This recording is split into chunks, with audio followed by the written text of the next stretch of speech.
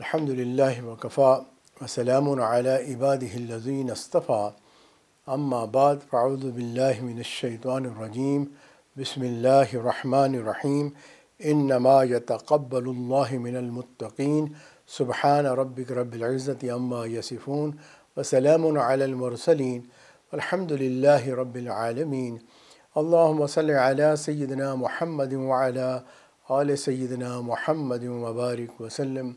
اسرار رحمت کے آج کے اس پروگرام میں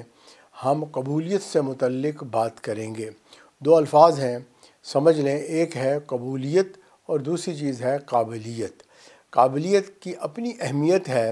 لیکن قابلیت کی اہمیت اس وقت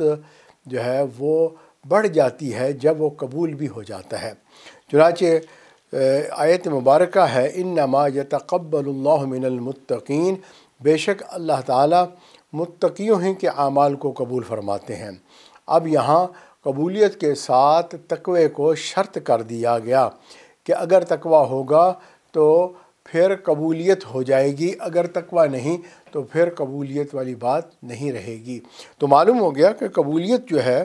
وہ ایک چیز ہے، قابلیت اور چیز ہے، تو دونوں کا ہونا ضروری ہے۔ اب قبولیت کسے کہتے ہیں؟ قبولیت کہتے ہیں جب کسی چیز کو بندہ قبول کر کے لے لیتا ہے۔ اگر وہ پسند کر کے اس نے لے لیا تو اس کو کہیں گے اس نے اس بات کو قبول کر لیا۔ اللہ رب العزت کا ارشاد ہے اولئک الذین تتقبل عنہم احسن ما عملوا، کہ یہ وہ لوگ ہیں جن کے نیک اعمال کو اللہ تعالیٰ قبول کر لیں گے۔ تو اب نیک اعمال ہیں اور اللہ رب العزت ایسے لوگوں جن کو پسند فرماتے ہیں ان کے ان اعمال کو قبول فرما لیں گے۔ اعمال اچھے بھی ہو سکتے ہیں اور لوگوں کے بھی اعمال اچھے ہو سکتے ہیں، لیکن ڈیپینڈ کیا کرتا ہے کہ اللہ اس کو قبول کر لیں گے یا نہیں کریں گے۔ تو نیک اعمال قبول ہو جائیں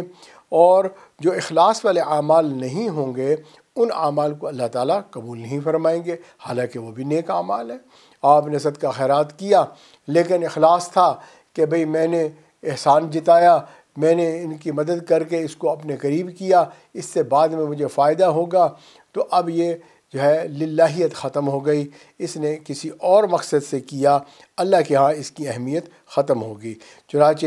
شریعت کی اصطلاح میں قبول کے جو معنی ہیں وہ یہ ہے کہ عمل کا ٹھیک ہو جانا پہلی چیز ہے۔ اس میں دو معنی، اس میں دو اہم چیزیں اس میں شامل ہوں گے شرعی اعتبار سے۔ پہلی چیز تو یہ ہے کہ عمل کا ٹھیک ہو جانا، اور یہ ہے مثال کے طور پر حدیث پاک کے اندر ارشاد فرمایا لا تقبل صلاۃ احدکم اذا احدث حتی یتوضا، کہ تم میں سے کسی بندے کا وضو ٹوٹ جائے تو جب تک کہ وہ دوبارہ وضو نہیں کر لیتا اللہ تعالیٰ اس کی اس نماز کو قبول نہیں فرمائیں گے۔ بے وضو کی نماز جو ہے وہ قبول نہیں ہوگی۔ یہ ہمیں اصطلاحاً سمجھ میں آ گئی کہ اس کے اندر شرط کیا ہے کہ اس کا ظاہر جو ہے وہ بھی اللہ تعالیٰ کے جو حکموں کے مطابق ہوں۔ نماز جو ہے فجر کی 2 رکعت ہے، کوئی کہتا ہے میں 4 رکعت پڑھتا ہوں، قبول نہیں ہوگی۔ تو مغرب کی نماز 3 رکعت ہے، کوئی کہتے ہیں میں 2 کر دیتا ہوں، قبول نہیں ہوگی۔ یہ اس کے مطابق ہوگی تب قبول ہو جائے گی۔ اس لیے جو ہے بہت ساری اور بھی ایسی شرطیں ہیں نماز کی، مثلا کوئی اگر جو ہے کسی نجومیوں کے پاس جاتا ہے، اللہ تعالیٰ اس کی جو ہے 40 دن کی نماز کو قبول نہیں فرمائیں گے، اور 40 دن کے بعد اللہ چاہیں گے تو قبول فرما لیں گے۔ تو اس طریقے سے مختلف شرائط عائد کر دی گئی ہیں، اگر وہ اس شرائط کے مطابق عمل نہیں ہے تو قبول ہی نہیں ہوگا۔ اور دوسرا قبولیت کے لیے جو شرط ہے کہ وہ جو ہے چیز پسند بھی آ جائے۔ بندے نے اپنا عمل کیا، اب اللہ تعالیٰ کی مرضی ہے کہ اس کو وہ پسند کرے نہ کرے، تو ضروری تو نہیں ہے کہ ابھی ہم نے نماز پڑھی ہے اللہ اس کو قبول بھی فرما لیں گے۔ اس لیے نماز پڑھنے کے بعد دعا کی جاتی ہے کہ اللہ اس کو قبول فرما لیجئے، ہے جی۔ جیسے آپ دیکھیں کہ نکاح کے موقع پر دلہا دلہن جو ہے وہ ایک دوسرے کو قبول کرتے ہیں، قبل تو کہہ کے وہ جو ہے نکاح کرتے ہیں بمطابق شریعت محمدی کے، اور بیچ میں حق مہر جو ہے وہ شرط ہوتا ہے اور گواہ جو ہیں وہ موجود ہوتے ہیں۔ جب یہ سارے تقاضے پورے ہو جاتے ہیں تو جب یہ قبول کر لیتے ہیں تو اس پر جو ہے اب وہ نکاح قائم ہو جاتا ہے۔ تو جو ہے یہ نکاح کے قائم ہونے کے لیے دونوں پارٹیز کا قبول کرنا لازمی، دولہے کی طرف سے بھی اور دلہن کی طرف سے بھی قبول کر لینا، اور نکاح کی شرائط کے ساتھ یہ جو ہے نکاح ہو جائے گا۔ تو بالکل اسی طرح ہم نے نماز پڑھ لی ہے، عبادت کر لی ہے، ہم نے جو ہے صدقہ خیرات کر دیا، ہم حج عمرہ کر کے آ گئے، اس کے بعد ہمیں فکر کس بات کی ہے کہ وہ اللہ تعالیٰ قبول فرما لے۔ جی ہم نے تو ابھی 50% کام کیا ہے، اور 50% کام جو ہے وہ کیا ہے کہ اللہ تعالیٰ اس کو قبول فرما لے۔ انما یتقبل اللہ من المتقین۔ اب اس کے ساتھ جو ہے اللہ تعالیٰ نے یہ ہیلپ کر دی، ہمیں سمجھا دیا، بتا دیا کہ اللہ تعالیٰ تو بھائی تقوی والوں کا اعمال کو قبول کرتا ہے۔ چنانچہ اب ہمیں سمجھ میں آ گئی کہ ہم نے تقوی کو بھی اختیار کرنا ہے، متقی بننا ہے، تاکہ قبول ہو جائے ہمارے اعمال۔ اور اسی طرح ایک حدیث پاک میں آتا ہے کہ کوئی آدمی کسی کو ہدیہ پیش کرتا ہے تو ثواب کی نیت سے اس بندے کو ہدیہ لے لینا چاہیے، اس کو قبول کر لینا چاہیے۔ جی اب یہاں قبول کرنے کے لیے بھی موٹیویٹ کیا جا رہا ہے۔ ایک آدمی جو ہے ثواب کی نیت سے لایا کہ بھائی مولانا صاحب کو میں جو ہے آج کچھ پکا کے دیتا ہوں، کوئی ان کی خدمت کرتا ہوں، جی شیخ کی خدمت کرتا ہے، تو اس کو لے لینا چاہیے۔ حدیث پاک کا مفہوم ہے کہ جو ہے اس کو قبول کر لینا چاہیے، کیونکہ جب وہ قبول نہیں کرے گا اس کا دل ٹوٹے گا۔ ہم نے نماز پڑھ لی اور اللہ قبول نہ فرمائے تو بھائی ہمارا دل ٹوٹے گا۔ ہم نے کوئی نیکی عبادت کی، اللہ قبول نہ فرمائے، ہمارا دل ٹوٹے گا۔ تو اللہ تعالیٰ مہربان ہے، جب بندہ اخلاص کے ساتھ کوئی عمل کرتا ہے تو اللہ تعالیٰ اس کو قبول فرما لیتے ہیں، اور بندہ بھی یہی امید کرتا ہے کہ میں جو ہے ایسا عمل کرنے کے قابل ہو جاؤں جو اللہ تعالیٰ قبول کر لے، اللہ پسند فرما لے۔ اب یہاں پر ایک بات ہمیں سمجھ میں آ گئی کہ قبولیت جو ہے وہ بڑی اہم بات ہے، لیکن ہم نے زندگی میں ایک تجربہ کر کے یہ بھی دیکھا کہ قبولیت کے لیے اس چیز کا اچھا ہونا کوئی ضروری نہیں ہے۔ یہ نہیں ہے کہ وہ چیز اچھی ہوگی تو قبول ہو جائے گی۔ بعض اوقات انسان آرڈینری چیزوں کو بھی قبول کر لیتا ہے اور بڑی اچھی چیزوں کو بھی ریجیکٹ کر دیتا ہے۔ اب مثال کے طور پر انسان جو ہے اگر گیا کسی شاپنگ کے لیے اور اس نے سوچا میں نے سیب خریدنے، وہاں پر سیب خریدنے جب گیا تو اس نے سائڈ پر ہی پڑے ہوئے کچھ فروٹ اور دیکھے اور جو بڑے معیاری نظر آ رہے تھے، لیکن کیونکہ اس کا موڈ نہیں تھا خریداری کا تو جو ہے اس نے ان کو ایک نظر دیکھا اور اس کے بعد آگے چلا گیا۔ اب کیا ہوا کہ اس نے ان کو قبول نہیں کیا، حالانکہ وہ جو ہے زیادہ معیاری چیزیں پڑی ہوئی تھیں۔ تو انسان اس طرح سے کرتا ہے کہ اس کا اگر موڈ نہیں تو وہ کہتا ہے جی میں نے نہیں لینا، اس کو ریجیکٹ کر دیتا ہے، حالانکہ وہ چیز صحیح ہوتی ہے۔ بھئی اللہ تعالیٰ بھی اسی طرح اگر چاہیں تو لے لیں، اگر چاہیں تو ریجیکٹ کر دیں۔ تو اس بات سے غم کرنا چاہیے، ڈرنا چاہیے، نہ کہ اپنے نیک اعمال کر کے اترانا چاہیے کہ جی میں الحاج بن گیا ہوں، میں نے اتنے حج کر لیے ہیں، میں تو اتنے صدقے خیرات کرتا ہوں، اتنے مسجدوں کے اندر جو ہے میری ایکٹیویٹی چل رہی ہے، میں بڑا خطیب ہوں، لوگ بہت سارے مجھ سے جو ہے فائدہ اٹھا رہے ہیں، میرے پروگراموں کو سن رہے ہیں۔ نہ بھائی نہ، بلکہ ڈرتے رہنا چاہیے، غم رہنا چاہیے کہ جو بھی میں کوشش کر رہا ہوں یہ ایک ادنا کوشش ہے، اللہ بہت بڑے ہیں، اور اللہ تعالیٰ کے جو ہے ہم اگر کوئی چیز بھی پیش کریں تو اللہ کی شان بہت بلند ہے، تو وہ قبول کرے یا نہ کرے۔ بعض اوقات ہم نے یہ بھی دیکھا عورت اچھے گھرانے سے ہوتی ہے، خوبصورت ہوتی ہے، جی حور پری ہوتی ہے، لیکن جو ہے وہ جس گھر میں جاتی ہے وہاں اس کی پسندیدگی نہیں ہوتی، لہٰذا بلا آخر ان کا رشتہ ٹوٹ جاتا ہے، خاوند اس سے جو ہے خفا ہو جاتا ہے، اس کو ناپسند کر دیتا ہے۔ اس کے مقابلے میں ایک عورت جو ہے کم پڑھی لکھی ہوتی ہے، کم خوبصورت ہوتی ہے، کم اس کے جو ہے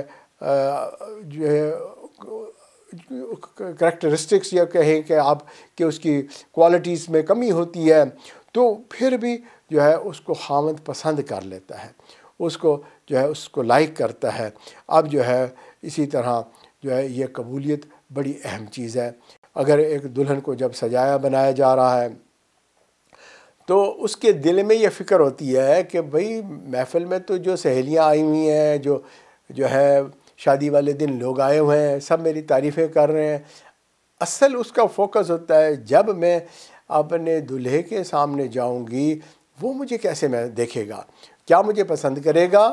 یا جو ہے اس کو میں ایک عام سی لڑکی نظر آؤں گی۔ تو اگر اس کو پسند آ گئی تو بس پھر تو میرا دلہن بننا واقعی ہی بڑا ہی اچھی بات ہو گئی، ورنہ تو یہ کوئی خاص بات نہیں ہے۔ لہٰذا وہ آخر دم تک جو ہے وہ اسی فکر میں رہتی ہے۔ اور اسی طرح ایک آدمی جو ساری زندگی عبادت کرتا ہے، محنت کرتا ہے، اس کو بھی یہ فکر لاحق ہوتی ہے کہ جب اللہ کے ہاں پیش ہوں گا تو پتہ نہیں میرے اعمال جو ہے قبول ہو جائیں گے کہ نہیں ہو جائیں گے۔ جہاں اس دنیا میں لوگ ہمیں نیک سمجھیں، بہت ہی تعریفیں کریں اور بہت جو ہے ہمارے بارے میں تذکرے ہوں، لیکن اس سے کیا ہو گیا؟ اصل بات تو یہ ہے کہ آخرت میں ہمارا معاملہ کیا ہوگا۔ حضرت عطا اللہ سکندری ایک بہت بڑے عارف گزرے ہیں۔ سکندریہ میں پیدا ہوئے، جامعۃ الازہر میں انہوں نے استاد کی حیثیت سے پڑھایا، بڑی حکم و دانائی کی باتیں کہیں، ان کی کتابیں ہیں، اور اس میں انہوں نے یہ بات کہا کہ بعض اوقات ایسا بھی ہوتا ہے کہ اللہ رب العزت بندے کے لیے نیک اعمال کے دروازے کھول دیتا ہے۔ انسان نیک اعمال کر رہا ہوتا ہے، جی نیکوں کے ساتھ پھرتا ہے اور جو ہے مسجدوں میں ماحول میں رہتا ہے، لیکن جو ہے اللہ تعالیٰ اس کے لیے قبولیت کا دروازہ نہیں کھولتے۔ یہ ایک بڑی خطرے والی بات ہے۔ تو لہٰذا نیک اعمال کرنے والوں کو اس بات پہ ڈرنا چاہیے کہ کہیں ایسا تو نہیں کہ قبولیت کا دروازہ بند ہو۔ اور یہ مثال کے طور پہ یہ پیش کرتے ہیں کہ عزازیل جو ہے ایک ابلیس جسے کہا جاتا ہے، جسے طاؤس ملائکہ بھی کہا جاتا تھا، اس کے مختلف نام تھے، لیکن یہ جو ہے ریجیکٹ ہو گیا، حالانکہ اس نے چپے چپے پہ عبادت کی ہوئی تھی، یہ فرشتوں کے ساتھ رہتا تھا، جنت میں پھرتا تھا جی، لیکن اللہ تعالیٰ کے ہاں جو ہے اس کی قبولیت کا دروازہ نہیں کھلا تھا۔ لہٰذا جو ہے بلا آخر اس کی تمام نیکیوں کو ریجیکٹ کر دیا گیا۔ اللہ تعالیٰ ہم سب کی حفاظت فرمائے۔ ہمیں غافل نہیں ہونا چاہیے اس بات سے کہ ہم بڑے نیکی کے اندر بڑے اعلیٰ مقام پہ پہنچ گئے ہیں، بہت ہمیں موقع مل رہے ہیں، بس اب تو ہمیں گارنٹیڈ ہو گئی کہ ہمیں جنت میں ہم داخل ہو جائیں گے۔ اللہ بے نیاز ہے۔ حضرت مجدد الف ثانی رحمۃ اللہ علیہ نے جو ہے اس بات کو بہت ہی خوبصورت انداز سے سمجھایا۔ وہ فرماتے ہیں وَهُوَ سُبْحَانَهُ تَعَالَى وَرَاءُ الْوَرَاء ثُمَّ وَرَاءُ الْوَرَاء۔ وہ فرماتے ہیں اللہ تعالیٰ جو ہے وہ بہت ہی بلند و بالا ہے، بہت ہی بلند و بالا ہے۔ اللہ تعالیٰ تو غنی ہے، اللہ تعالیٰ کو تو کسی کی ضرورت بھی نہیں ہے، اور اللہ اکبر ہم کہتے ہیں، اذان میں بھی کہتے ہیں اللہ بہت بڑے ہیں، اللہ بہت بڑے ہیں، اللہ بہت بڑے ہیں۔ تو جب اللہ اتنے بڑے ہیں تو ہم کوئی ادنا چیز اگر اللہ کو پیش کریں گے، چاہے وہ جتنی بھی یکسوئی کی عبادت ہوگی، چاہے وہ جتنی زیادہ صدقہ خیرات ہم کر لیں گے، جتنے مرضی زندگی میں حج عمرے کریں گے، تو بھائی اللہ تعالیٰ تو بڑے ہیں۔ ایسی صورت میں جو ہے اللہ کی مرضی کہ وہ قبول کرے نہ کرے، تو معلوم ہوا کہ تمام عبادات اور تمام ہماری محنتیں نیچے رہ گئیں، اور اللہ بلند ہیں، اللہ وراء الورا ہیں، ثم وراء الورا ہیں۔ تو یہ بات ہمیں اب سمجھ میں آ گئی۔ اسی لیے سید الانبیاء جو ہے حضرت محمد صلی اللہ علیہ وسلم پڑھا کرتے تھے، فرمایا کرتے تھے ما عبدناک حق عبادتک، اے اللہ ہم نے تیری عبادت نہیں کی جیسے عبادت کا حق تھا۔ اور یہی بات امام اعظم ابو حنیفہ رحمۃ اللہ علیہ نے جب مقام ابراہیم پر 2 رکعت پڑھی تو اس کے بعد نفل نماز کے بعد یہی الفاظ کہے ما عبدناک حق عبادتک، اے اللہ جیسے تیری عبادت کرنی چاہیے تھی ہم نے ایسی عبادت نہیں کی۔ اللہ کے اگر آپ دیکھیں امام اعظم رحمۃ اللہ کی عبادات کو، انسان حیران ہو جاتا ہے۔ ہمسائے کے بچے یوں سمجھتے تھے کہ رات کو ایک مینار جیسے کھڑا ہوا ہے، اتنے لمبی لمبی رکعتیں نماز میں تہجد میں پڑھتے تھے، اور جو ہے آپ کی عبادات اور آپ کی کہانیاں اور آپ کا کام کتنا بلند و بالا ہے، امت کے لیے فخر ہے، لیکن پھر بھی وہ یوں کہہ رہے ہیں کہ ما عبدنا کا حق کا عبادتک، تو بھئی ہم کون ہیں، کس حیثیت میں ہم بات کر سکتے ہیں؟ ہمیں ڈرنا چاہیے۔ اللہ تعالیٰ جو ہے ہمیں بھی قبول فرمائے، اور قبولیت کے بارے میں ہمیں ہمیشہ فکر مند رہنا چاہیے۔ ہم بات کر رہے تھے قابلیت اور قبولیت سے متعلق۔ قابلیت کہتے ہیں کہ کسی کے اندر ہنر ہے، کوئی کوالٹیز ہیں، تو ہم کہیں گے بہت ہی قابل بندہ ہے، لیکن یہ سب کو پسند آ جائے، خاص طور پہ اللہ تعالیٰ کو پسند آ جائے، اس کی یہ جو کوالٹیز ہیں یہ سب جو ہے پسندیدہ بن جائیں، اس کو قبولیت کہتے ہیں، کہ دوسرا اس کو ایکسیپٹ کر لے۔ تو یہ اگر قبولیت ہو جائے تو قابلیت پھر بڑی اہم چیز بن جاتی ہے، ورنہ بڑے دنیا میں قابل پھرتے ہیں لیکن ان کو پسندیدگی نہیں ملتی۔ تو اس سے متعلق ہم نے تفصیلات جو ہے ڈسکس کی تھیں، اور سمجھ لیا تھا کہ قابلیت کے ساتھ قبولیت ہونا بہت اہم بات ہے، اور خاص طور پہ عبادت کے معاملے میں تو بھئی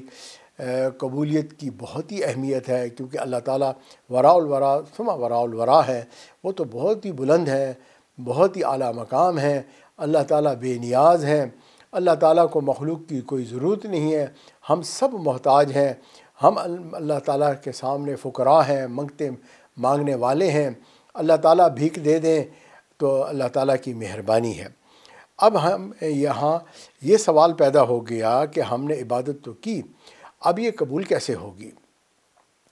اور یہ اللہ تعالیٰ کیسے قبول کر لیتے ہیں ہماری ٹوٹی پھوٹی نمازیں؟ یقین جانے کہ انسان کو نماز پڑھنے کے بعد شرم آتی ہے، یہ میں نے کیسی نماز پڑھی جس میں پتہ نہیں کہاں کہاں کے خیالات تھے، اور کتنی دفعہ انسان اپنی رکعتیں ہی پوری نہیں کرتا، پھر شک میں پڑا ہوتا ہے۔ اگر جو ہے کوئی اور ہو ساتھ نماز میں تو وہ بتاتا ہے کہ بھائی آپ نے تو جو ہے اتنی رکعتیں پڑھیں، تو اب بندہ بہت شرمندہ ہوتا ہے، اور ایسی نمازیں، ایسے ٹوٹی پھوٹی حالت میں چیزیں ہم اللہ کو پیش کر رہے ہیں، تو بھئی یہ عبادت کیسے قبول ہو جائے گی؟ تو اس کا ایک جو ہے اس قبولیت کا جو ہے کہ عبادت ہماری قبول ہو جاتی ہے، تو اس کو ہم ایک مثال سے بات کو سمجھاتے ہیں۔ ہم نے یہ دیکھا کہ چھوٹے بچے ہوتے ہیں اور وہ نیا نیا پیپر اور جو ہے پین کو استعمال کرنا سیکھ رہے ہوتے ہیں، خاص طور پہ اگر گھر میں کوئی بچہ چھوٹا ہے اور بڑے جو ہے بچے وہ بھی اس کے ساتھ لکھ پڑھ رہے ہیں، تو اس بچے کو بھی اب لکھنے پڑھنے کا شوق ہو جاتا ہے، لہٰذا یہ بڑے بہن بھائیوں سے جو ہے کوئی کاغذ لے لیتا ہے، چھین لیتا ہے اور پین لے لیتا ہے، اور اس کے بعد کچھ لکیریں لگانی شروع کر دیتا ہے۔ یہ ٹیڑھی میڑھی سی لکیریں ہوتی ہیں، اور جو ہے ان کو لے کر وہ جو ہے اپنے امی ابو کے پاس یہ بچہ آتا ہے اور ان کو دکھاتا ہے کہ دیکھو میں نے یہ تصویر بنائی ہے، میں نے ایسے لکھا ہے، اور ماں باپ اس کو دیکھتے ہیں اور بڑے خوش ہوتے ہیں، اوہو ماشاء اللہ میرے بچے نے جو ہے یہ لکھا، یہ لائنیں لگائیں اور یہ ایسے کیا۔ اب وہ کچھ بھی نہیں ہے، حالانکہ وہ اس بچے سے جو ہے پوچھے کہ یہ کیا ہے تو وہ اپنی باتیں کر رہا ہوگا کہ یہ فلاں چیز ہے، یہ میں نے یہ بنایا، اس کا اپنا ایک تخیل ہے، سوچ ہے اس کی،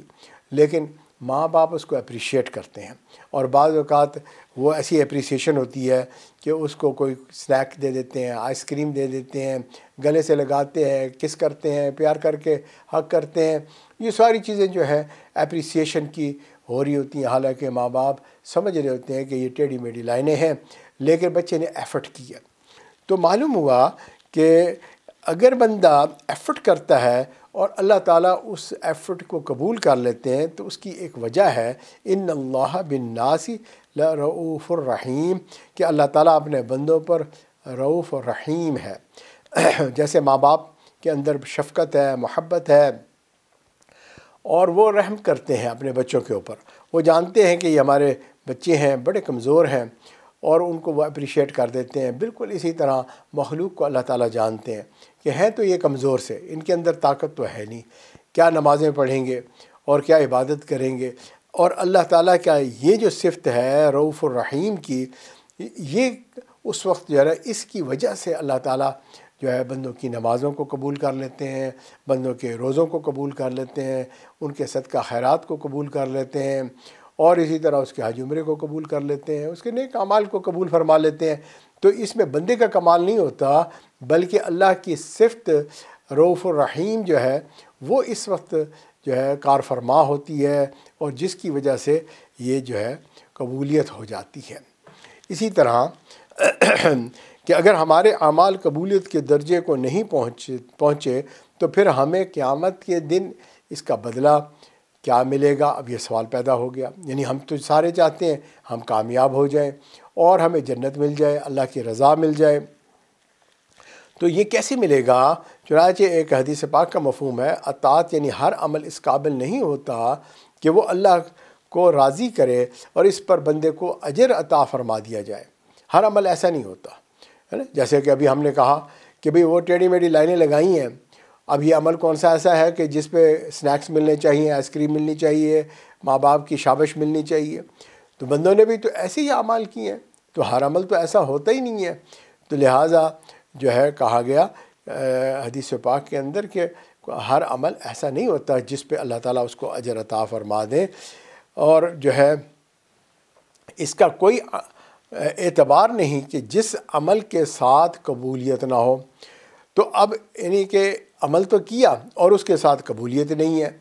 تو جو ہے اس عمل کے کوئی بھی اعتبار نہیں ہے، اس کی کوئی ویلیو ہی نہیں ہے۔ تو اب یہ بات بھی خطرے والی ہمیں سمجھ میں آ گئی۔ تو انسان جنت میں اب داخل ہوگا تو کیسے ہوگا؟ وہی سوال جو ہے دوبارہ ہو جائے گا کہ بھئی اللہ تعالیٰ جو ہے اب رحم فرمائیں گے، اس کی رحمت کی وجہ سے جنت میں داخلہ ہوگا۔ طبرانی شریف کی ایک روایت ہے، اور کہا کہ تم میں سے کسی بندے کا عمل اس کو جنت میں داخل نہیں کرے گا، ہے جی، اور نہ ہی اس کو جہنم سے نکالے گا، دونوں طرف سے،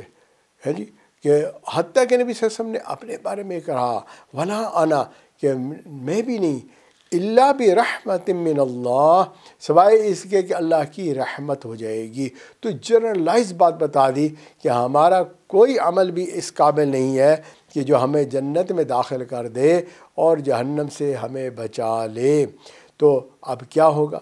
ادخلوا الجنت بما کنتم تعملون، تم جنت میں جاؤ اپنے عملوں کی وجہ سے۔ دوسری طرف قرآن مجید یہ کہہ رہا ہے کہ اللہ فرما رہے ہیں کہ تم جنت میں جاؤ اپنے عملوں کے ساتھ، اور ادھر حدیث پاک یہ کہہ رہی ہے کہ تمہارا کوئی عمل بھی ایسا نہیں ہے جو تمہیں جنت میں داخل کر سکے اور تمہیں جہنم سے بچا سکے۔ تو اب بات سمجھنے والی ہے کہ ہم جنت میں عملوں کے ساتھ کیسے جائیں؟ تو اس میں بھی حدیث پاک میں فرمایا دخول الجنت بفضلہ،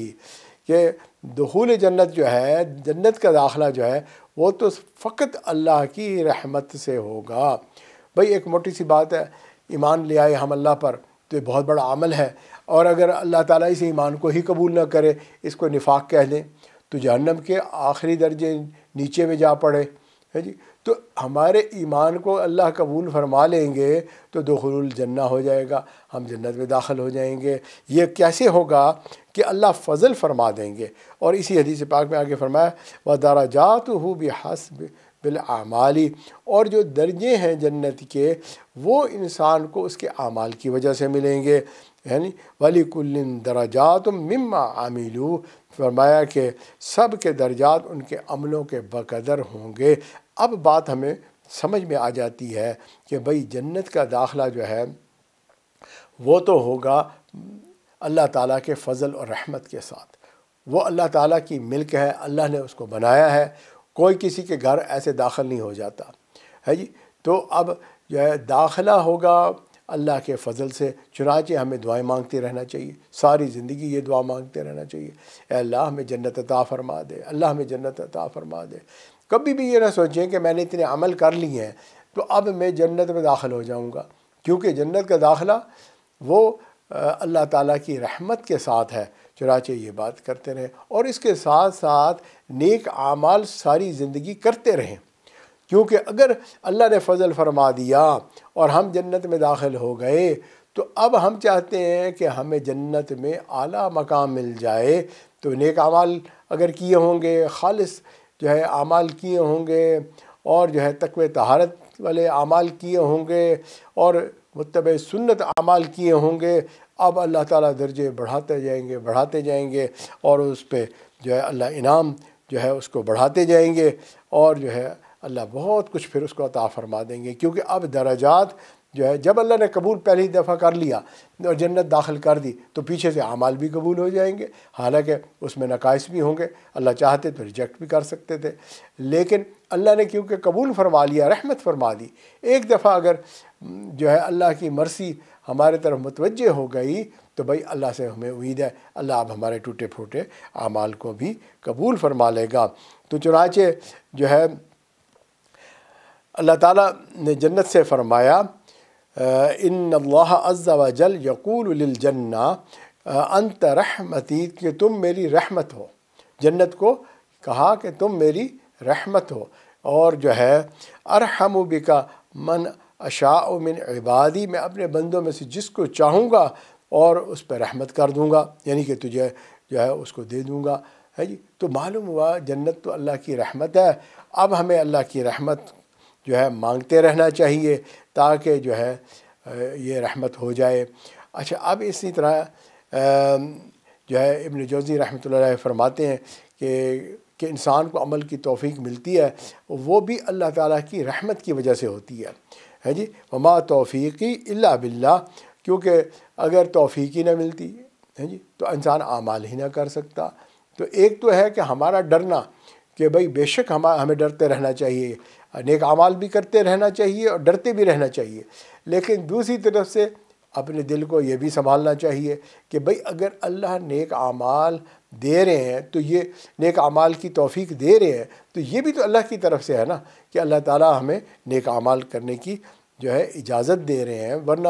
جو ہے بہت سارے دنیا میں لوگ ہیں غافل ہیں اور وہ پڑے ہوئے ہیں، پریشان حال ہیں، تو بھئی مایوس بھی نہ ہوں، جہاں یہ بات کی جا رہی ہے وہاں یہ بھی تسلی دینے والی بات ہے کہ بھئی وما توفیق الا باللہ، کہ اللہ تعالیٰ کی توفیق سے ہی ہم ٹوٹے پھوٹے اعمال بھی کر رہے ہیں، یعنی یوں سمجھے کنٹرول تو اللہ کے پاس ہے۔ اگر ایک مشین چل رہی ہے تو پیچھے جو ہے مین سوئچ ہے، اگر مین سوئچ ہی آف ہوتا تو مشین کیوں چلتی ہے جی۔ تو اللہ تعالیٰ کی رحمت متوجہ ہے تو ہم نیک اعمال میں جڑے ہوئے ہیں، کر رہے ہیں، تو اس پہ بھی ہمیں خوشی ہونی چاہیے۔ اور دوسری بات یہ ہے کہ بھائی اگر فرض کیا ہم نیک اعمال کر رہے ہیں تو اور دوسری طرف سے یہ ہے کہ ہم ہیں تو اللہ کی ملک، غلام ہیں اللہ کے۔ اب ایک غلام اگر کوئی کام کر رہا ہے تو بھئی اس سارے کا کام کا منافع جو ہے وہ کس کو ملے گا؟ اس کے مالک کو ملے گا۔ تو ہم اگر نیک اعمال بھی کر رہے ہیں تو یہ سارے کے سارے پھر بھی اللہ تعالیٰ کی ملک ہیں، ہے جی۔ کوئی بھی اگر ہم کسی کو فائدہ پہنچا رہے ہیں تو یہ بھی اللہ تعالیٰ کی ملک۔ تو اب جو ہے اس پر انعام کیوں ملے گا؟ وہی بات ہے کہ اللہ تعالیٰ بندوں پر رحم فرما رہے ہیں۔ اور اسی طرح یہ بھی کہا گیا کہ انسان جو عمل کرتا ہے وہ تو فانی ہے، ہم نے جو بھی اعمال کیے زندگی کے وہ کتنا عرصہ کیا، تھوڑے سے وقت کے لیے کیا، اور جنت جو ہے وہ باقی رہنے والی چیز ہے، ہمیشہ ہمیشہ کی جگہ ہے، وہاں ہمیشہ رہیں گے۔ تو ہم نے عمل تو تھوڑا سا کیا ہے اور ختم ہونے والے وقت میں کیا ہے، اور اجر ہم چاہتے ہیں جو ختم ہی نہیں ہوتی، تو بھئی اس ساری چیز کے بعد آپ بتائیں کہ ہم عمل کے اوپر کیسے بھروسہ کر سکتے ہیں کہ اس پہ اجر مل کے جنت مل جائے گی؟ تو معلوم ہوا کہ اللہ کی رحمت کے بغیر تو پاسبل ہی نہیں ہے۔ اچھا، اب ایک بڑی انوکھی مثال ہے، اور وہ یہ ہے کہ بھئی جب ہم اللہ کی ملک ہیں، جس طرح ہمارے گھر میں ہماری چیزیں ہماری ملک ہیں، ہماری گاڑی ہے مثال کے طور پر پرانی ہو گئی ہے جی، آپ نے چاہا ایک دن اس کو جنگ کر دیا، حالانکہ وہ چل رہی تھی، آپ نے کہا یار جنگ والوں کو دے دو، بس ٹھیک ہے میں اس کو اور نہیں چلانا چاہتا۔ گھر میں چیزیں پڑی ہوئی تھیں، فرنیچر تھا، ایک وقت آیا آپ نے کہا بھئی یہ بس اب میں اس کو چینج کرنا چاہتا ہوں۔ گھر کی چیزیں ہوتی ہیں، عورتوں کے کپڑے ہوتے ہیں جی، تو خواتین ان کپڑوں کو جا کے ڈراپ باکس میں ڈال دیتی ہیں۔ بھئی اچھے خاصے کپڑے تھے نا، پھٹے تھے نا، کچھ ایسے پرانے ہو گئے تھے، بس میرا دل بھر گیا، میں نے اس کو جو ہے ڈراپ باکس میں ڈال دیا۔ تو اس وجہ سے کہ آپ کو کوئی نہیں پوچھ رہا، کیونکہ آپ اس کی مالکہ ہیں۔ اگر آپ اس کی مالکہ نہ ہوتی تو کوشچن کیا جاتا ہے کہ آپ نے اس کو کیسے پھینک دیا۔ بالکل اسی طرح اللہ تعالیٰ ہمارے مالک اور خالق ہیں، اگر وہ چاہے تو ہمیں جنت عطا فرما دیں اور چاہیں تو جہنم میں بھیج دیں۔ کون پوچھ سکتا ہے بھائی؟ ہے جی، اللہ ہمارے چاہے جتنے مرضی اچھے عمل ہوں، چاہے ہم جیسا مرضی کرتے رہے ہوں، تو اس لیے بھائی اللہ تعالیٰ کی رحمت کو مانگتے رہیں کہ یا اللہ اپنی رحمت سے ہمیں جنت عطا فرما دے، اپنی رحمت سے ہمیں نیک اعمال کی توفیق عطا فرما دے اور ہم یہ اعمال کرتے رہیں۔ اب اس وقت ہم وقفہ کریں گے اور وقفے کے بعد انشاءاللہ تعالی ہم قبولیت کی علامات جو ہے نا ان سے متعلق ڈسکس کریں گے، کیونکہ اب فکر ہمیں بہت لگ گئی کہ بھئی یہ تو قابلیت تو کچھ بھی نہیں، قبولیت اصل چیز ہے، اور یہ قبولیت جو ہے اللہ کی رحمت سے ہوتی ہے۔ اب ہمیں کیسے پتہ چلے گا کہ ہم تو اعمال کرتے پھرتے ہیں اور پتہ نہیں ہمارا انجام کیا ہوگا؟ تو چنانچہ یہ ایک فکر والی بات ہے، ہمیں کچھ نہ کچھ تو بھئی اپنے دل کو تسلی دینی ہے۔ تو ہم انشاءاللہ تعالی وقفے کے بعد اس عنوان پر بات کریں گے کہ قبولیت کی علامات اس دنیا میں کون سی ایسی ہیں جس سے ہمارے دل کو کچھ سکون مل سکتا ہے اور وہ ہم اعمال جاری و ساری رکھ سکتے ہیں۔ ہم نے قابلیت اور قبولیت سے متعلق بات سنی تھی، اب ہم قبولیت کی علامات اس دنیا میں جو ہمیں قرآن و حدیث سے سمجھ میں آتی ہیں کہ اگر ہم اس طرح سے اعمال کرتے رہیں گے تو چانس ہے کہ اللہ تعالیٰ اس کو قبول فرما لیں گے، جس میں سب سے پہلی چیز ہے قبولیت کا معیار جو ہے سنت نبی صلی اللہ علیہ وسلم ہے، کہ شریعت کے مطابق وہ عمل ہو اور سنت کے بالکل مطابق ہو تو پھر تو وہ قبول ہو جائے گا۔ اور یہ بچہ بھی اس بات کو سمجھتا ہے، فجر کی نماز 2 رکعت کی بجائے 4 پڑھو گے، حالانکہ زیادہ پڑھ رہے ہو لیکن قبول نہیں ہوگی۔ تو ہے اس لیے اب ہمیں یہ بات بہت کلیئر کٹ سمجھ میں آ گئی کہ میزان پر جو ہے وہی چیز کا وزن ہوگا جو شریعت کے مطابق ہوگا اور سنت رسول اللہ کے مطابق ہوگا، تب تو اس کا ویٹ ہے، ورنہ وہ ویٹ لیس قسم کا عمل ہے، ہم اگر وہ پیش کریں گے تو وہ قبول نہیں ہوگا۔ جیسے بعض اوقات پزلز ہوتے ہیں تو ان کو آپس میں جوڑا جاتا ہے، بچے کھیلتے ہیں، جب تک وہ آپس میں اسی طرح مل نہیں جاتے تو وہاں پر وہ فٹ نہیں ہوتے۔ تو معلوم ہوا ہر عمل پر فرشتے جو ہیں سنت کی مہر کو دیکھیں گے کہ یہ اس پہ سنت کی مہر ہے یا نہیں ہے۔ اب اس کے بعد دوسری چیز جو ہے جس کو ہم کہیں گے وہ یہ ہے کہ وہ پسند جو ہے طیب ہو، پاکیزہ ہو، والعمل الصالح یرفعہ، کہ جب وہ عمل صالح ہوگا تو وہ اٹھا لیا جائے گا۔ یا ایھا الرسل کلوا من الطیبات واعملوا صالحا، کہ طیب چیزیں کھاؤ اور نیک عمل کرو۔ جب طیب چیزیں کھائیں گے، پاکیزہ زندگی گزاریں گے۔ بعض لوگ جو ہیں نہ کھانے میں حلال حرام کا خیال رکھتے ہیں، نہ اپنے بدن، کپڑے اور جگہ کی پاکیزگی کا خیال رکھتے ہیں، یعنی دوسرے لفظوں میں وہ اپنی طہارت کا خیال نہیں رکھتے۔ تو جب وہ ان چیزوں کا خیال نہیں رکھتے تو ان کے اعمال قبول نہیں ہوتے۔ تو چنانچہ بھئی طہارت کا خیال رکھیں اور جو ہے سنت کے مطابق اعمال کریں، اللہ مستجاب الدعوات بنا دے گا۔ اور اسی طرح سے جو ہے اگر یہ اعمال کرتے رہیں گے تو انشاءاللہ تعالی پھر اللہ کے ہاں قبول ہونے کا چانس بڑھتا چلا جائے گا، اللہ تعالیٰ اس کو قبولیت عطا فرما دیں گے۔ تیسری چیز آ جاتی ہے کہ اگر ہمارے اعمال کے اندر نیت ٹھیک ہے تو یہ بھی بڑی اہم بات ہے، کیونکہ بہت سارے اعمال انسان کرتا ہے مگر اس کی نیت جو ہے خراب ہوتی ہے۔ نیت یہ ہوتی ہے کہ بھئی مجھے بزرگ سمجھا جائے، مجھے جو ہے عزت کی جائے، مجھے جو ہے دوسروں سے مختلف سمجھا جائے کہ میں نے یہ کیا، میں نے یہ کیا ہوا ہے، میں نے یہ کیا ہوا ہے۔ چنانچہ آج تو خاص طور پہ اس دور کے اندر کیونکہ نیت جو ہے اس کا فطور بہت کامن ہو چکا ہے، لوگ جو ہے مساجد بناتے ہیں اور مساجد آباد کرتے ہیں، مساجد میں چندہ وغیرہ دیتے ہیں، ہر چیز کے اندر اللہ معاف کرے نیت جو ہے خراب کر بیٹھتے ہیں، حالانکہ اتنا اچھا عمل کیا اور اس کے اندر نیت کو خراب کر دیا۔ اس لیے فرمایا انما الاعمال بالنیات، اعمال کا دار و مدار ہی نیت کے اوپر ہے۔ نیت اچھی ہوگی تو بھائی یہ عمل جو ہے بہت اچھا ہوگا، اور اگر نیت اچھی نہیں ہوگی تو یہ عمل جو ہے قبول ہی نہیں ہوگا۔ اللہ تعالیٰ تو جو ہے خالص عمل کو قبول کرتے ہیں، صحیح نیت والے عمل کو اللہ تعالیٰ قبول فرماتے ہیں، تو لہٰذا اچھا عمل بھی کریں اور نیت بھی اچھی رکھیں۔ چاہے آپ نے جو ہے بیوی کے منہ میں ایک لقمہ جو ہے وہ ڈالا، کوئی مٹھائی کھلانے کے لیے، کوئی چیز خوش کرنے کے لیے بیوی کی تعریف کی، حالانکہ آپ کی بیوی ہے، آپ اس سے محبت کرتے ہیں، بھئی اس کے اندر بھی اگر نیت کر لیں گے کہ میں اللہ کی بندی کو راضی کر رہا ہوں کیونکہ نبی صلی اللہ علیہ وسلم نے حکم دیا ہے اس لیے یہ عمل کر رہا ہوں، تو بس پھر دیکھو اس کا اجر مل جائے گا۔ تو اب یہ جو ہے چاہے آپ نے اپنی ذات کے لیے ہی کر رہے ہیں تو پھر بھی شریعت کے مطابق عمل ہو اور اخلاص کے ساتھ، نیت کے ساتھ اگر آپ کر رہے ہیں تو یہ قبولیت کے آثار اس میں نظر آنے لگ جائیں گے۔ تو لہٰذا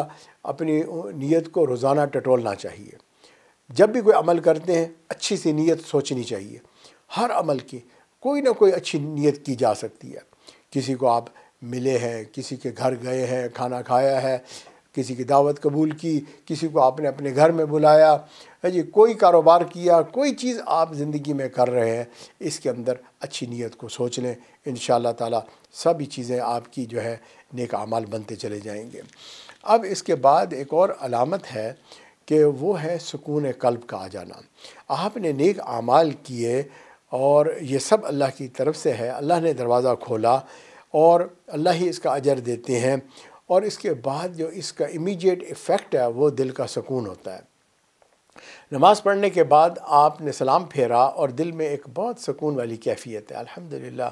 میں نے نماز سکون کے ساتھ پڑھی، میرا جو ہے پرسکون کر دیا۔ آپ نے حج عمرہ کیا اور اخیر میں آپ کو ایک احساس ہے کہ ایک سکون سا ہے، عبادت کی کیفیت ہے، تو یہ علامت بن جاتی ہے کہ واقعی اللہ نے اس کو قبول کر لیا ہے، کیونکہ جس عمل کو قبول نہیں کیا جاتا اس کے بعد بے سکونی ہوتی ہے۔ ہم ایک دفعہ حج سے واپس آ رہے تھے، ایک صاحب ہمیں ملے اور وہ جو ہے حج کے سفر کے بارے میں اتنی بے سکونی کی باتیں کر رہے تھے کہ جی فلاں جگہ پر یہ تکلیف آئی، فلاں جگہ پہ یہ تکلیف آئی، ایسا ہوا ویسا ہوا، بس اللہ معاف کرے میں نے حج فرض تھا ادا کر لیا۔ بندہ کہتے ہیں یار اس نے گلے سے اتارا ہے اس حج کو، جیسے آئی مصیبت کو ٹالا ہے۔ بھائی اللہ کے بندے، تجھے اللہ نے اپنے گھر بلا لیا ہے نا، تجھے تو یہ کہنا چاہیے تھا نہ، بلکہ وہ تو الٹا جو ہے کہہ رہا ہے کہ بھائی شکر ہے میں واپس گھر جا رہا ہوں، بس میرا حج ہو گیا۔ تو یہ جو ہے قلب کا سکون نہیں ملا، تو اس کا مطلب ہے کہ اب یہ کچھ شیڈی سی بات ہے۔ تو جلدی سے دعا مانگ لینی چاہیے کہ اللہ اگر میرے اندر یہ بے سکونی تھی اور میں تو وہاں سے آیا تو الٹا مجھے جو ہے وہاں کے بارے میں برے برے خیالات آتے رہے اور دل اچاٹ ہو گیا، اے اللہ میرے عمل کو قبول کر لیجئے۔ جب تک زندگی ہے ہمیں چاہیے کہ ہم دعا مانگ کر اپنے عمل کو ٹھیک کر لیں اور اللہ سے مانگیں کہ اللہ مجھے پھر دوبارہ جانے کی توفیق عطا فرما دے۔ یہ بھی تو ممکن ہے کہ میں پھر جاؤں اور جو ہے میں اچھے طریقے سے سنت کے مطابق میں اعمال کر کے آؤں اور جو ہے اللہ قبول فرما لے۔ اسی طرح نماز پڑھتے ہیں تو بھائی ایک نماز کے بعد دوسری نماز جو ہے وہ بھی ایک سکون اگر ہوگا تو انسان کرتا چلے جائے گا، اور جو ہے یہ ایک علامت بن گئی کہ انسان کو جو ہے عبادت کے بعد لطف آئے۔ قرآن مجید کی تلاوت سنی ہے، قرآن مجید پڑھا ہے، ایسے محسوس ہو جیسے اللہ سے ہم کلامی کی ہے، تو یہ جو ہے ایک کیفیت ہے جو عبادت کے بعد انسان محسوس کرتا ہے، اور یہ ہر ایک کی مختلف ہوتی ہے۔ اور اگر جو ہے سکون والی کیفیت ہو تو اللہ سے امید رکھیں کہ یہ قبول ہو رہی ہے، اور اپنے عمل کو اور اچھا کرتے چلے جائیں تاکہ اور عبادت کا سکون نصیب ہو۔ اب چوتھی نشانی یہ آ جاتی ہے کہ اعمال آپ نے کیا اور جیسے نماز پڑھی اور اس کے بعد اللہ نے پھر آپ کو نماز پڑھنے کے لیے مصلی پہ کھڑے ہونے کی توفیق عطا فرما دی ہے جی، اور اسی طرح آپ زندگی میں سالہ سال سے نماز پڑھ رہے ہیں تو بھئی اللہ آپ کو بار بار آنے کی توفیق عطا فرما رہے ہیں ہے جی۔ ورنہ بندہ اگر کسی کے گھر جاتا ہے ایک مرتبہ اور وہ اس کو ناپسند کرتے ہیں، اس کی اس ملاقات کو اچھا نہیں سمجھتے، یا آپ کسی کے گھر جاتے ہیں اور آپ وہاں سے جو ہے اچاٹ ہو کے وہاں سے نکلتے ہیں کہ یار یہ کیسے لوگ تھے، انہوں نے کیا میزبانی کی ہے، تو آپ ان کے گھر دوبارہ نہیں جائیں گے، بس آپ کا دل وہاں سے اٹھ گیا۔ تو بعض اوقات ایسا بھی ہوتا ہے کہ انسان اعمال کبھی کبھی کر لیتا ہے، یہ کبھی کبھی کرنے والے اعمال جو ہے ڈاؤٹ فل ہو جاتے ہیں، اور ایک ہے کہ اعمال کے اندر استقامت کا ہونا، تو یہ پابندی سے جو ہے یہ عبادت کرتے رہنا، جیسے ایک بزرگ نے فرمایا، تیرا ایک نماز پڑھنے کے بعد دوسری نماز کے لیے مسجد میں آ جانا تیری پہلی نماز کی قبولیت کی دلیل ہے۔ تو یہ اس بات کو ثابت کرتا ہے کہ الحمدللہ جو ہے یہ قبول ہو گیا۔ اچھا، اسی طرح ایک تو یہ ہے کہ ہم نے زندگی میں نیک اعمال کیے تو الحمدللہ، اور دوسری چیز یہ ہے کہ اللہ نے اس کو اتنا قبول فرما لیا کہ اس نیک عمل کے فائدے کو اللہ تعالیٰ نے جاری اور ساری کر دیا۔ یہ بھی قبولیت کی بڑی نشانی ہے جی۔ آپ نے مسجد بنائی اور اللہ تعالیٰ نے اس مسجد کو آباد کر دیا، لوگ آ رہے ہیں، نمازیں پڑھ رہے ہیں۔ آپ نے مدرسہ بنایا اور بچے جو ہے وہاں سے حافظ بن کے نکل رہے ہیں، اور جو ہے درس دیے چلے جا رہے ہیں، اور ماشاءاللہ نیکیاں پھیلتی چلی جا رہی ہیں۔ اس کا مطلب ہے اللہ کے ہاں بڑی قبولیت ہوئی۔ حضرت ابراہیم علیہ السلام نے حضرت اسماعیل علیہ السلام کی قربانی دی، سلام علی ابراہیم، اللہ تعالیٰ کو اتنا پسند آ گیا کہ اللہ تعالیٰ نے اس کو قیامت تک کے لیے اس عمل کو جاری کر دیا۔ ہر حاجی جاتا ہے اور جا کے قربانی کا عمل کرتا ہے، تو یہ جو ہے قبولیت ہے۔ اسی طرح امام اعظم رحمۃ اللہ علیہ نے فقہ پر کام کیا، اللہ کے ہاں اتنا قبول ہوا کہ اللہ تعالیٰ نے اس کو قیامت تک کے لیے جاری اور ساری کر دیا۔ تو یہ قبولیت کی نشانیاں ہیں، اور اللہ تعالیٰ سے یہ قبولیت مانگنی چاہیے کہ یا اللہ ہمیں ایسی قبولیت دے دیجئے۔ انبیاء کو اس بات کی فکر ہوا کرتی تھی کہ، اور وہ دعائیں مانگا کرتے تھے، جس طرح ابراہیم علیہ السلام نے دعا فرمائی جب وہ بیت اللہ بنا رہے تھے، وَإِذْ يَرْفَعُ إِبْرَاهِيمُ الْقَوَاعِدَ مِنَ الْبَيْتِ وَإِسْمَاعِيلُ رَبَّنَا تَقَبَّلْ مِنَّا، کہ اللہ جو ہے اس کو قبول فرما لیجئے۔ جب ابراہیم علیہ السلام اور اسماعیل علیہ السلام مل کر جو ہے بیت اللہ کی تعمیرات کر رہے تھے، تو بھئی اس وقت دعائیں مانگ رہے تھے۔ تو یہ ایک ایسی چیز ہے جس کے بارے میں ہمیں فکر مند ہونا چاہیے، اور اگر ایسا ہو جائے کہ ہمارے اعمال جو ہے وہ قبول ہو جائیں اور اللہ اس کو جاری و ساری کر دے اور بہت سارے لوگ اس سے فائدہ اٹھانے والے بن جائیں، تو یہ تو بڑی قیمتی بات ہو گئی، یہ تو بہت ہی قیمتی بات ہو گئی۔ تو یہ بھی ایک بہرحال ایک چیز ہے کہ ہمیں سمجھ میں آ گئی کہ اللہ کے ہاں جب کوئی چیز قبول ہو جاتی ہے تو پھر جو ہے وہ بڑے اعلیٰ مقام پر پہنچ جاتی ہے اور مستقل ہو جاتی ہے نا۔ تو اس لیے جو ہے اپنے اعمال کے بارے میں یہ بات ہم نے آج سمجھی ہے کہ ماشاءاللہ اس طرح سے اعمال کو کرنا چاہیے، بنانا چاہیے۔ اللہ بے نیاز ہیں، وہ چاہے قبول کریں چاہے وہ اس کو ریجیکٹ کر دیں، تو لہٰذا ہمیں جو ہے نیکی کرنے کے بعد اس طرح سے دعائیں مانگنی چاہیے، رب اجعلنی مقیم الصلاۃ ومن ذریتی ربنا وتقبل دعا۔ دیکھیں انبیاء نے ہمیں سکھایا ہے کہ کس طرح سے جو ہے دعائیں پڑھنی چاہیے، کپ کپاتے ہوئے، ڈرتے ہوئے، اور نبی اکرم صلی اللہ علیہ وسلم نے اسی طرح دعائیں مانگی ہیں، ربنا تقبل دعا، کہ اللہ ہماری ان دعاؤں کو قبول فرما لیجئے، ہے جی۔ تو یہ ایک ایسی چیز ہے کہ آپ یہ دیکھیں حضرت عمران، ان کی اہلیہ جن کے ہاں جو ہے وہ پریگننسی ہو گئی، اب بچہ ہونا تھا، اور ماں کو فکر لگ گئی کہ یہ بچہ نیک ہو اور یہ جو ہے اللہ کے ہاں قبول ہو جائے۔ جیسے ہم نے یہ دیکھا بعض ماں باپ ہوتے ہیں، ان کو اس بات کی بڑی فکر ہو جاتی ہے جب ان کے ہاں کوئی بچہ پیدا ہوتا ہے، وہ کہتے ہیں میں اس کو حافظ بناؤں، اس کو عالم بناؤں، یہ میرا بچہ نیک ہو اور ماں باپ کی آنکھوں کی ٹھنڈک بنے، یہ آخرت میں میرے لیے صدقہ جاریہ بن جائے۔ اسی طرح تو یہ بی بی جو ہے انہوں نے بھی دعا مانگی، ربی انی نذرت لک ما فی بطنی محررا فتقبل، یعنی کہنے لگی اللہ جو میرے پیٹ میں ہے اس کو آپ قبول فرما لیجئے۔ ان کو اس بات کی فکر لگ گئی، اور پھر جب جو ہے ان کے ہاں بیٹی پیدا ہوئی تو یہ حیران ہوئی کہ میں نے تو سمجھا بیٹا ہوگا اور میں اس کو جو ہے اللہ کے جو ہے کاموں کے لیے وقف کروں گی، یہ تو بیٹی ہو گئی، اور اللہ نے فرمایا ہم نے اس کو بھی قبول کر لیا ہے جی۔ جو تم نے دعا مانگی تھی بیٹا ہے یا بیٹی ہے، اللہ نے قبول کر لی۔ تو لہٰذا بھائی دیکھو، ضروری تو نہیں ہے کہ بھائی آپ کا عمل جو ہے اچھا ہو یا برا ہو، بڑا قوی ہو یا کمزور ہو، جو بھی ہے آپ نے دعا مانگ لی، اللہ نے جب اس کو قبول کر لیا، آپ نے عمل تو چھوٹا سا کیا تھا، ہے جی، اور اللہ کے ہاں قبول ہو گئی، اور جب قبول ہو گئی اللہ نے پھر بی مریم کو جو ہے حضرت عیسیٰ علیہ السلام عطا فرما دی ہے جی۔ تو اللہ جانتے ہیں کہ اللہ نے کیسے قبول فرمانا ہے، اللہ نے بیوی کو کی کس طرح سے مدد کی اور کس طریقے سے وہ پاکیزہ ماحول میں رہیں، کتنی عالی شان یہ قبولیت ہے۔ تو بھئی یہ ساری چیزیں ہمیں جو ہے تعلیمات سے ملتی ہیں کہ کس طریقے سے جو ہے یہ قبولیت جو ہے مانگی جاتی ہے۔ ہمارے پیارے نبی صلی اللہ علیہ وسلم بھی اگر کوئی جانور ذبح کر رہے ہوتے تھے تو اس کے بارے میں کہتے تھے کہ اس جانور کو اے اللہ محمد صلی اللہ علیہ وسلم کی قربانی اور ان کی امت کی طرف سے اس قربانی کو قبول فرما لیجئے۔ آپ دیکھیں نبی صلی اللہ علیہ وسلم کو قبولیت کی فکر ہوتی تھی کہ اللہ اس کو قبول فرما لیجئے، اور اس کے لیے دعا مانگتے تھے۔ اگر آپ احادیث پڑھیں گے بے شمار آپ کو ایسی احادیث ملیں گی جس میں نبی صلی اللہ علیہ وسلم نے قبولیت کے لیے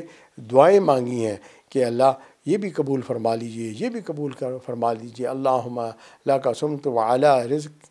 کا افطرت فتقبل منی۔ اب روزہ رکھا اس کے بعد دعائیں مانگ رہے ہیں یا اللہ اس کو قبول کر لیجئے، اس کو قبول کر لیجئے۔ تو ہمیں بھی چاہیے کہ ہم اللہ کی بے نیازی سے ڈریں اور جو ہے ہم دعائیں مانگا کریں کہ یا اللہ اس کو قبول فرما لیجئے۔ قبولیت بڑی بات ہے، خالی عبادت کرنا کافی نہیں ہے، عبادت کے ساتھ ساتھ اس کی قبولیت کا جو ہے اللہ سے درخواست کرتے رہنا یہ بہت ہی اہم بات ہے۔